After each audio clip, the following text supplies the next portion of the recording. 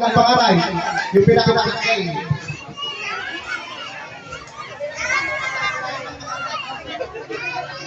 Gandang tanghali po sa ating lahat.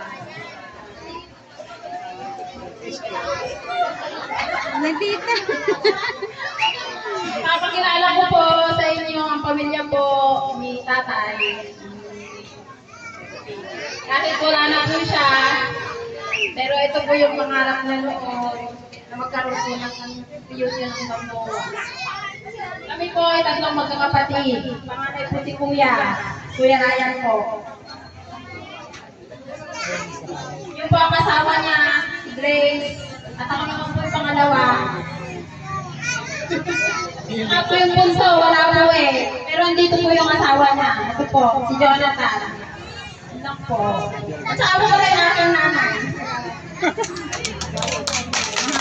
Maraming salamat po. Maraming salamat sa pamilya na Piero.